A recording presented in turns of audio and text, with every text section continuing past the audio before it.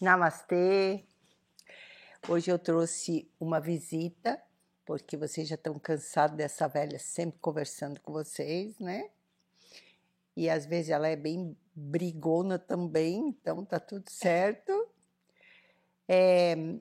Antes de mais nada, antes de começar a conversar com eu quero dizer que todos os videozinhos de mulheres trabalhadoras e faxineiras têm um motivo. Se a gente consegue perceber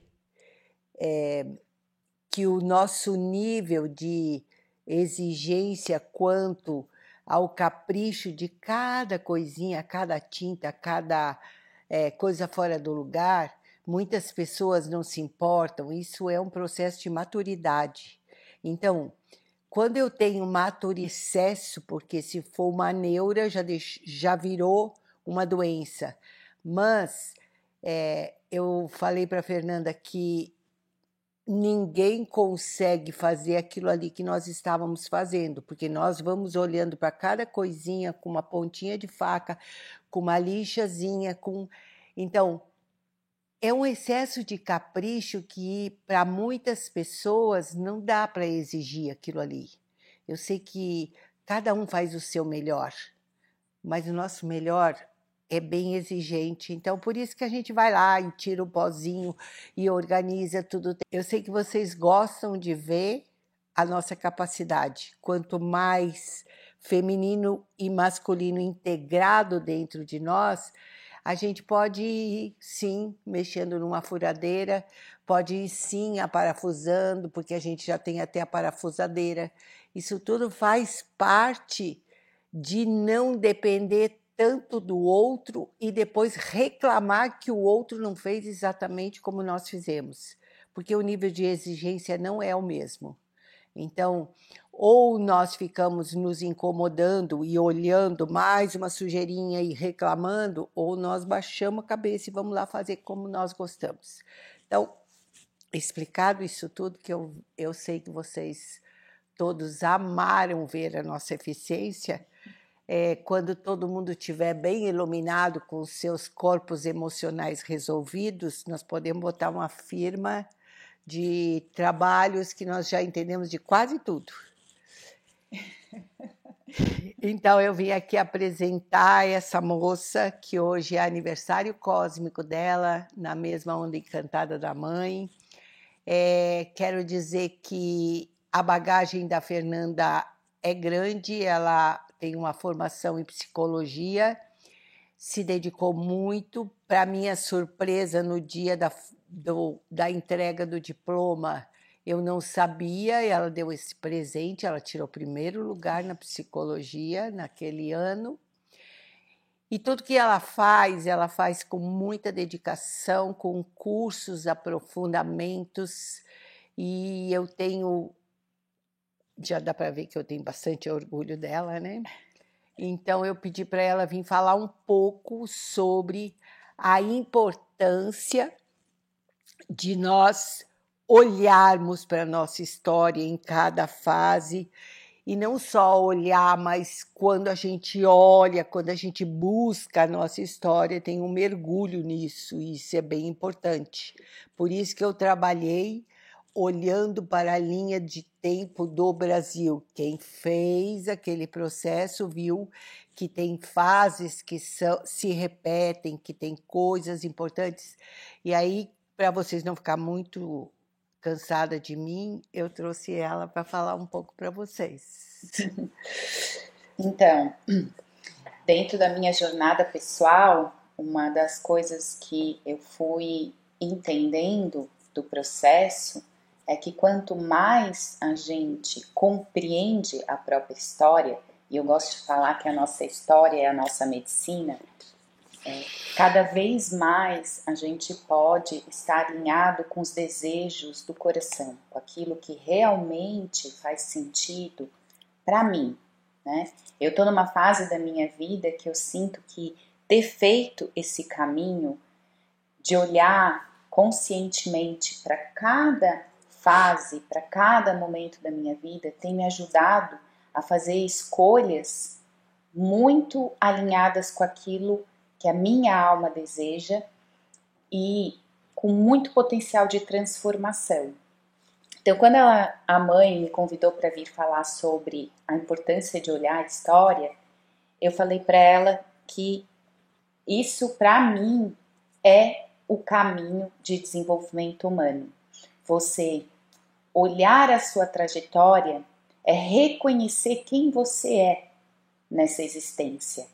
Porque toda a experiência que a gente tem na nossa vida, a gente escolheu. A mãe gosta muito de falar isso.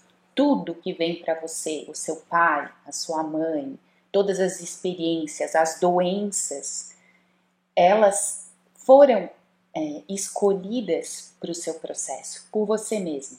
Só que a gente esquece.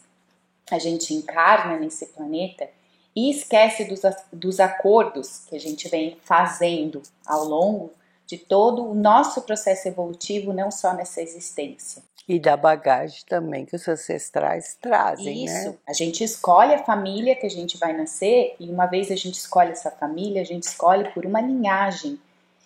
E quando a gente começa a estudar a nossa ancestralidade, por exemplo, a gente começa a perceber o que essa ancestralidade traz para mim como forças e o que essa ancestralidade traz para mim como algo que eu preciso liberar e transformar para ajudar toda essa linhagem a se libertar e para que eu não carregue aquilo que não é meu.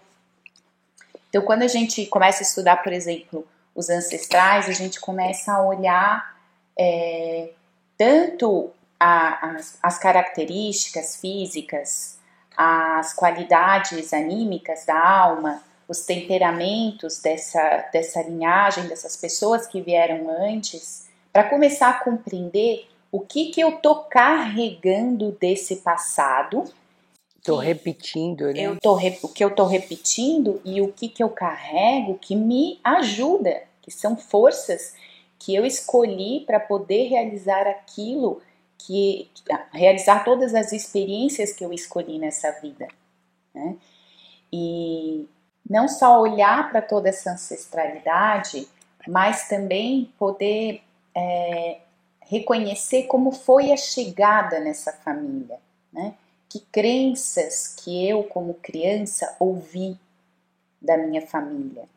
Que mantras, né? A gente fala assim, aqueles mantras, aquelas frases que eu vou ouvindo ao longo da Dinheiro infância. não dá em árvore, tem que Dinheiro ralar. Tem que ralar. E aí eu ralo minha vida inteira e eu não sei de onde isso vem, né? Então, o nível de dificuldade para conseguir, por exemplo, recurso financeiro é enorme. Então, todos os trabalhos que eu vou ter na minha vida, eles precisam afirmar esse mantra, essa crença, né? Então, tudo vai ser muito difícil, tem que fazer um esforço muito grande para ganhar esse recurso financeiro, né? E assim a gente ouve muitos mantras, muitas crenças, valores que a família nos passa. Então, enquanto criança, e o legal de entender também, quando a gente olha a trajetória de vida, a gente vai entendendo as fases que são os ciclos da vida, né? Tudo tem seu momento, assim como na natureza, a gente vê que tem o tempo de germinar, tem o tempo para crescer, tem o tempo de florir, tem o tempo de amadurecer e tem o tempo de recolher forças. Assim também como na vida, a gente vai observar que tem o tempo para crescer, para amadurecer o corpo físico, né? Formar o corpo etérico, que é o corpo da Envelhecer vitalidade. e poder se aposentar. Também o tempo de envelhecer e poder se aposentar, né? Tem o tempo de germinar, de plantar as coisas que a gente vem fazer e o tempo de colher esses frutos. E o que eu tenho observado muito das pessoas que têm chegado aqui, principalmente as pessoas mais novas, por exemplo, que chegam no florescer, elas, ali, antes dos 28 anos, que a gente tem um momento de virada grande, em torno dos 28 anos, e as pessoas chegam aqui e elas querem fazer estruturar toda a sua vida dentro de um processo de desenvolvimento espiritual, sem antes ter conseguido estruturar a sua vida na matéria. Então, são pessoas que eu vejo que querem abandonar muitas coisas, não tem muita clareza de como vai se sustentar financeiramente, mas como que negando se atiram no abismo. Como negando essa existência terrena, né? E nessa fase é a fase que a gente precisa muito experimentar a matéria. Por isso é o primeiro chakra, né? Exato. Primeiro e segundo chakra é experimentar essa vida, não dá para enraizar, estruturar. Só abrir o sexto chakra e ficar lá viajando nas mensagens que recebe, porque não tem alicerce. Isso, é o momento de formar esse alicerce e é o momento de experimentar, fazer muitas coisas até poder reconhecer, com isso aqui eu me identifico, com isso aqui não. Isso aqui fala sobre mim, isso aqui não. Mas eu preciso fazer experiências nesse plano terreno para poder saber o que tem a ver comigo ou não. O nosso eu, ele encarna em torno dos 21 anos. A gente tem fases, e essas fases a gente olha de ciclos de 7 em 7 anos, que são os setênios. No primeiro setênio, a gente está encarnando o corpo físico. É o primeiro momento onde nós, seres humanos, se desprendemos fisicamente da mãe no nascimento. Então, nós estamos formando esse corpo físico, e por estar formando o corpo físico, todas as forças cósmicas estão atuando para nos ajudar nesse processo. E aí, uma coisa importante que eu falo bastante aqui também, principalmente para quem é mãe de crianças pequenas, né? Hoje a gente está acelerando os processos, então por isso que é tão importante a gente conhecer as fases da vida, os ciclos e respeitar esses ciclos. O tempo de ser bebê, o tempo de ser criança mesmo, né? O tempo das coisas, né? E hoje as crianças elas não têm mais essa liberdade de ter o tempo de ser criança. Elas têm aula de natação, brincar, aula de inglês, aula disso, aula de ginástica olímpica e vai. Então a agenda delas é tão preenchida quanto a agenda de um adulto. Não sobrou tempo nem para ficar parada. Isso, e além disso, dessa rotina cheia de coisas, né? Sem deixar a criança livre para ela expressar a natureza dela, com 5 anos as crianças já estão aprendendo a ler. A gente leva em torno de 7 anos para encarnar o nosso corpo físico mesmo, terreno. São muitos processos que acontecem internamente, e um dos processos mais bonitos que a gente observa quando a criança começa a estar com esse corpo, o sistema nervoso vai levar 21 anos para ser formado, né? Mas quando a gente começa a ver, quando essa criança começa a estar pronta, tem prontidão para aprender a ler e escrever, que é em torno dos 7 anos, e antigamente isso era respeitado, porque era mais ou menos aí que ela ia realmente aprender a escrever e a ler, que é um processo muito mais subjetivo. Até porque hoje se coloca um filho na escola muito cedo. Então, se o pai achar e a mãezinha achar que esse filho a gente tem que pagar aquela mensalidade enorme, quase de universidade, para a criança ir brincar, então as escolas, para poderem continuar existindo, começaram a alfabetizar mais cedo e mais processos e mais exigência de coordenação motora, que isso é lá pelos 7 anos, não é isso? A motricidade fina, por exemplo, para a criança pegar um lápis para escrever, ela leva um tempo para para amadurecer, né, nesse processo. Então, com torno dos 7 anos, a gente começa a ver as crianças começarem a trocar os dentes, né, 6, 7 anos. Esse é o primeiro movimento onde, quando a gente nasce, o nosso corpo físico ainda tem um material proteico muito grande que vem do material proteico da nossa mãe. Então, a gente está muito ainda amalgamado com essa estrutura física materna. E é tão bonito esse processo que a gente vai crescendo, né, nessa infância e vai produzindo o próprio material proteico. É como se eu fosse me separando da minha mãe, eu fosse realmente criando uma estrutura física minha, que é aquela estrutura que vai me ajudar a fazer todo o meu processo na Terra, né? E esse processo é único. Esse processo é único, é individual. A gente fala de fases mais ou menos, porque também tem essa individualidade. Mas quando a gente olha essas fases, é tão bonito de perceber que, independente de cultura, de país, todos os seres humanos passam por esses ciclos, de um lado do planeta ou do outro lado do planeta. As crianças vão aprender a se sentar e depois a caminhar mais ou menos no mesmo período. Vão aprender a falar, a balbuciar e a falar as primeiras frases mais ou menos no mesmo período. Então, existem leis biográficas que nos ajudam a compreender esses ciclos, e quando a gente olha para a nossa história, a gente precisa entender como foram esses processos na nossa vida. O que eu fui deixando para trás por uma antecipação, por uma aceleração desse processo, e eu agora preciso resgatar isso na minha vida. Então, é muito bonito, por exemplo, porque eu estava falando da criança. Em torno dos 6, 7 anos, ela vai começar a colocar os dentes dela. É um movimento tão profundo de desenvolvimento do ser humano, porque ele está colocando algo dele no mundo. E ali tem um processo que acontece que é o encaixe do corpo astral, do corpo etérico. Começa a encarnar na Terra nosso corpo etérico. E o corpo etérico é o nosso corpo de memória e é o nosso corpo que nos dá vitalidade, né? Se a gente antecipa os processos, por exemplo, numa criança, o que acontece?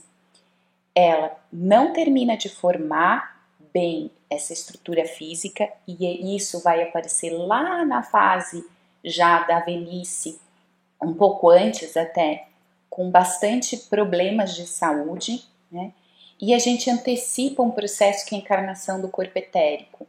E quando a gente antecipa esse processo, a gente desvitaliza muito a criança. E essa desvitalização vai nos perseguir a vida toda. Então, quando eu fiz psicologia, né, como ela estava falando, e quando eu me formei, eu comecei a atender em consultório, eu fiquei muito decepcionada com os atendimentos que eu fazia, porque as pessoas me traziam fragmentos da sua vida.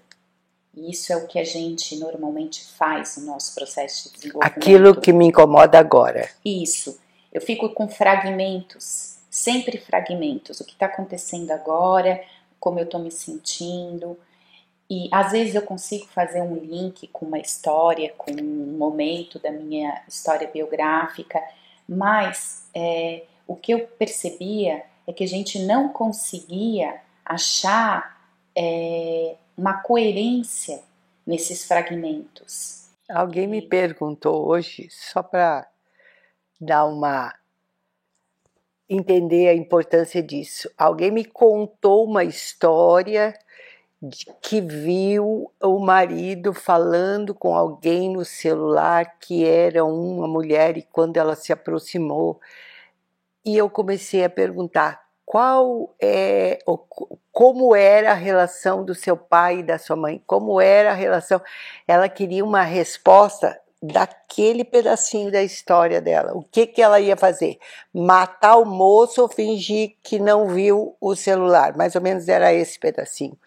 E eu já comecei a puxar a história lá de trás para ver o que estava refletindo. É isso que ela está falando. Que se a gente vai no psicólogo, no terapeuta, resolver aquele pacotinho tão pequeno que eu estou suportando, escolhendo se eu vou engolir ou se eu vou jogar no lixo, mas tem uma história, aquilo ali é só o emaranhado. Eu acho que isso é bastante importante para vocês perceberem que todo o nosso processo aqui no Florescer é ir lá buscar. É ir lá buscar as origens. Por que é que eu fico doente? É ir lá buscar o tempo todo, porque o aqui vai melhorar. O aqui vai interromper o processo de repetição. Então, ela está aqui mostrando para vocês que isso é a verdadeira cura. O que a gente faz? Ajudar vocês a buscar. Só isso, porque a cura, a resposta vai depender de cada um de vocês. E quando a gente olha esse panorama, entendendo as fases da vida, entendendo também as fases que eu pulei, e que isso vem em outros momentos da vida nos fazer chamados internos, porque é um processo natural, precisamos passar por esses ciclos. E quando a gente não passa, quando a gente atropela, fica nos faltando aquela experiência daquela fase biográfica. Né? Por exemplo, crianças que têm que assumir uma responsabilidade, jovens, 13, 14 anos, que têm que assumir uma responsabilidade muito grande, às vezes porque tem uma família muito comprometida, tem um pai e uma mãe muito comprometido, seja por questões emocionais, seja por questões de alcoolismo, ou seja por questões de financeiras. Essas crianças, por exemplo, que assumem um papel na família muito forte, de cuidar de irmãos, muito grande de cuidar de irmãos, ou mesmo de ser a pessoa que tem o bom senso dentro da família, por exemplo, elas não têm a possibilidade de experienciar essa fase da juventude, que é uma fase extremamente importante, onde a gente está descobrindo quem nós somos no mundo. E para eu descobrir quem eu sou no mundo, eu preciso ter as minhas tribos, preciso ter pessoas que eu me identifico, porque primeiro eu nego, digo não, não, não, não, não. E a negação é uma forma de se reconhecer. Eu não sei o que eu sou, eu não sei o que eu quero, mas eu sei o que eu não quero. Então, vai colocando muitos nãos e eu preciso de um espaço de reconhecimento, onde eu sinto que aqui, nesse espaço, o outro espelha algo que fala de mim. Isso ainda é muito prematuro numa juventude, isso ainda tem um processo de se transformando e aprofundando nesse reconhecimento, mas é uma fase extremamente importante. Então, quando algum jovem teve que assumir algo muito importante num papel na família, ou mesmo ir trabalhar, ou mesmo cuidar dos irmãos, e perde essa fase, né? Fica um vazio aqui, fica faltando essa experiência. Então eu preciso reconhecer isso para que eu possa... Até mesmo se algum adolescente assume o cuidado, faz o papel de mãe dos seus irmãos, essa semana eu sou um arsenal de experiências que me passam. Essa semana uma pessoa disse que ela fez uma constelação e que ela conseguiu largar o papel de mãe de um irmão depressivo que usa drogas e que vive jogando e que não consegue viver. Aí, o que eu posso fazer, professora, por ele? Nada. Deixe ele viver até que a verdadeira mãe dele enxergue e vá ajudar ou não a experiência que ele está passando. Porque aquela experiência é única dele em relação a não ter a mãe. Então, por mais que um jovem tente ocupar o lugar de mãe, fica desocupado, porque os irmãos também se privaram de ter a mãe que escolheram. Exatamente. Boa ou não, né? E esse que assume esse papel que não é dele, não tomou posse da sua vida. Não tomou posse da sua posição. Por isso que é importante a gente entender toda a nossa trajetória, entender as fases da vida para poder ver isso, toda essa constelação familiar, toda a minha linhagem, como isso se organiza na minha trajetória individual. Isso traz uma clareza quando a gente começa a olhar e compreender que a gente pode assumir de volta o lugar que é nosso, resgatar as experiências que ficaram em aberto, e claro, vivendo numa, que nem assim a gente fala muito, né, que a fase dos 42 anos ali em diante, 42 aos 49, é a fase dos maurições e das patriçonas, que são aqueles adultos que não tiveram uma adolescência e querem ser adolescentes nessa fase da vida. Não tem nada de errado, a gente pode aproveitar a vida como a gente quer, mas a gente precisa ter consciência que a gente não tem mais aquela idade, mas que a gente, se me faltou uma experiência dessa minha fase biográfica, eu posso fazer essa experiência agora, sem esquecer que eu não sou mais uma adolescente, eu tenho 40 e poucos anos, né? E com maturidade poder aproveitar a vida mesmo, fazer as experiências que talvez eu tenha sido privado ou porque eu não tive essa oportunidade, né? Mas a coisa mais importante quando a gente olha para a nossa história é poder olhar, reconhecer os aprendizados, porque aí a gente pode ressignificar. Todo o nosso olhar para a nossa história pode ressignificar aquilo que eu venho carregando, que eu me torno vítima ou que eu sofro imensamente porque eu tive um pai agressivo e aí eu carrego esse pai agressivo a vida inteira. Esse é o jogo dual da terceira dimensão. Isso é importante que vocês saibam que enquanto a gente não olhar para aquele pai ou para aquela mãe como bom e ruim, ele é o que ele é, tá? Ou você diz que ele é o carrasco, ou você diz que ele é a mãe é uma vítima. Então, o vídeo da semana passada causou bastante questionamento sobre isso. Nós somos o que somos, temos sombra e luz. Enquanto alguém está num personagem só bom, ele não vai conseguir se curar. Ele tem que olhar para ele e para os outros com a mesma questão. Está relacionado, que eu estou falando, com os africanos. Porque todo mundo pensou que eu não gosto dos africanos e que eu só gosto dos portugueses. Não, eu percebo que os africanos foram caçados como animais e vieram para cá. Ok? Ótimo, DNA maravilhoso deles. A força dos africanos é que faz a gente ajoelhar no chão lá e limpar feito doido, tá? Então eu não sou contra eles. Mas eles conheciam algo bem forte e eles usavam porque eles têm uma qualidade e também tem o outro lado.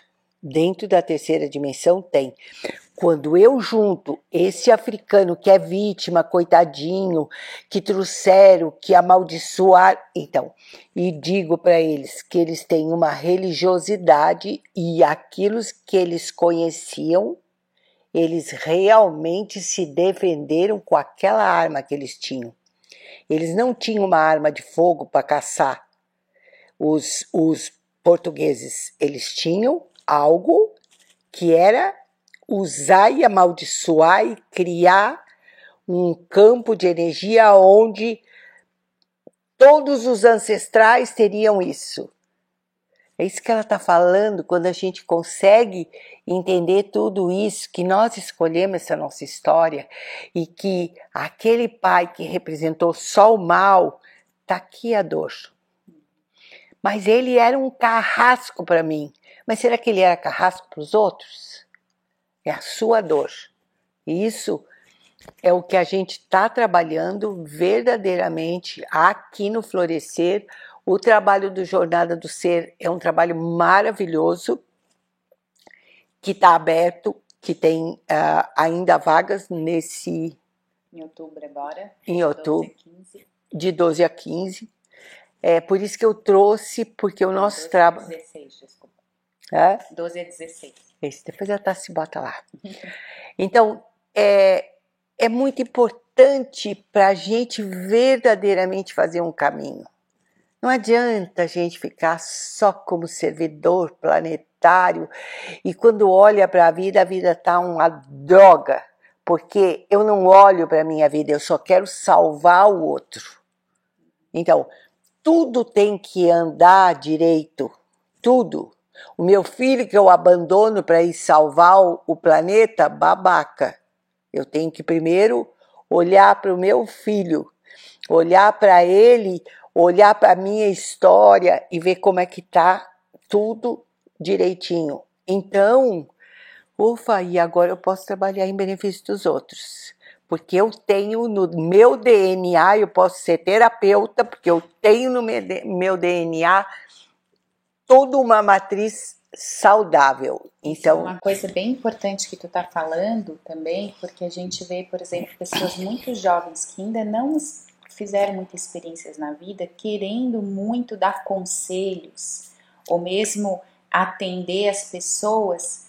Se você não tem ainda recurso interno, experiência, como que você vai dar conselho ou falar qualquer coisa para uma pessoa? A gente vê isso muito nas redes sociais hoje. Todo mundo tem uma receita para tudo, né? E é bonito quando a gente faz o processo dentro daquilo, do ciclo natural, porque a gente vai ganhando experiência. Tem um momento também da gente entregar essa experiência para o mundo.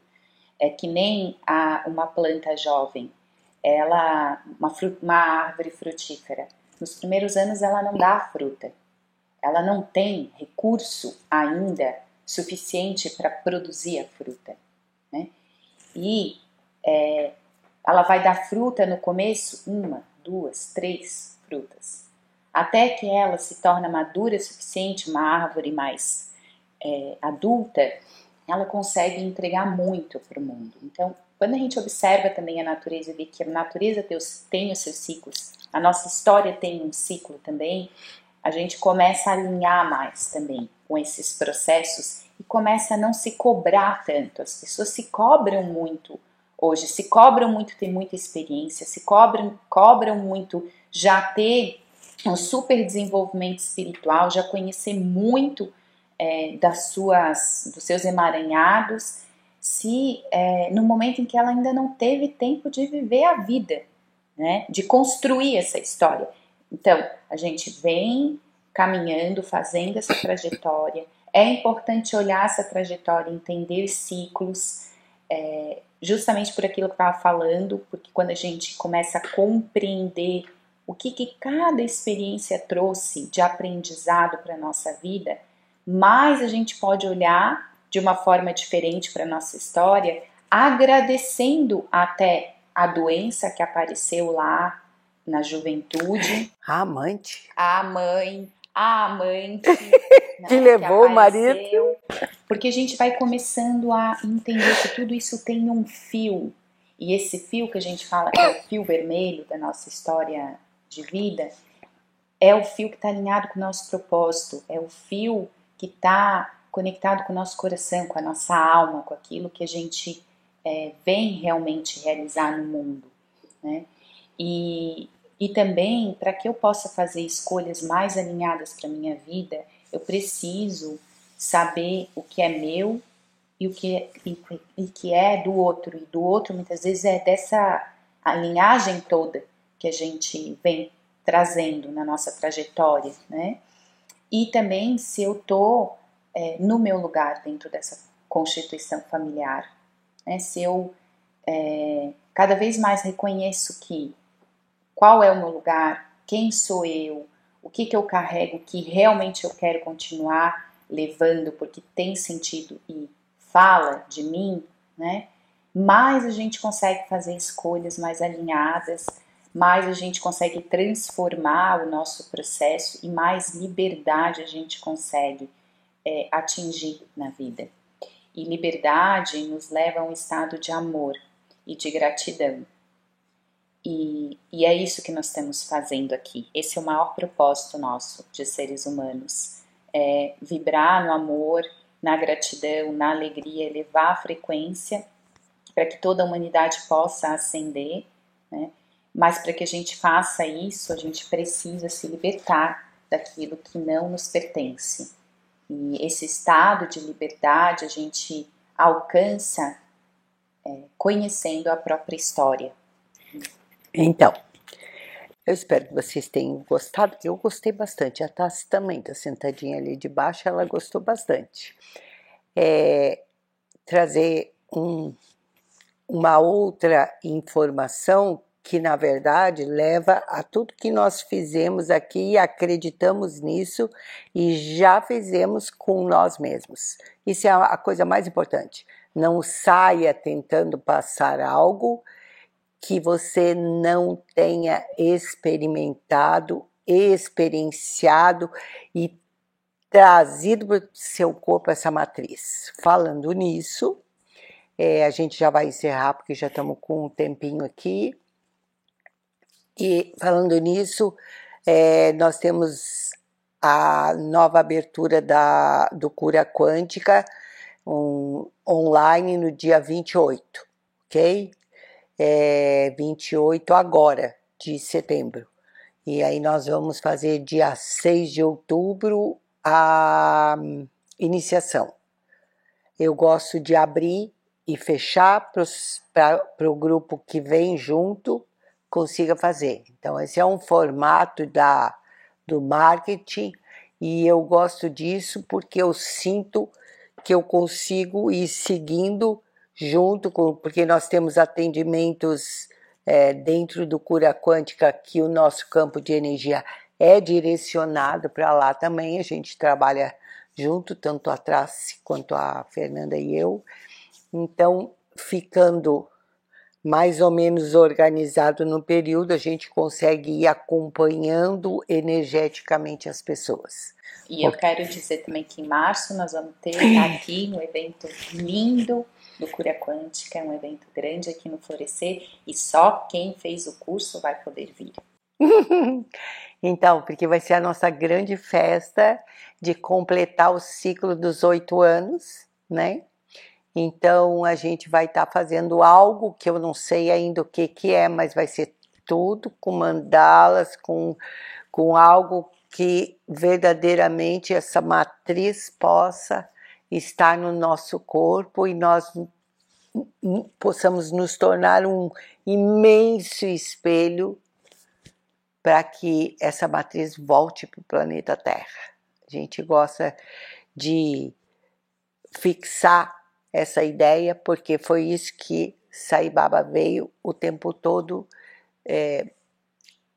acompanhando Cura Quântica e buscando cada pessoa que já se comprometeu com isso quando nasceu nesse país e quando veio para esse planeta. Então isso é um trabalho bem lindo, vai ser bem lindo. Uma outra novidade, hoje é o dia das novidades. A gente vai fazer o Réveillon, nós aqui, coordenado pela Fernanda, por mim, a Tassi vai estar aí, também vai, né, Tassi? Isso. Então, a gente vai estar trabalhando nós com um pouco de leveza, tem o Marcos que vai estar junto fazendo a yoga, porque é o nosso casal que sempre traz.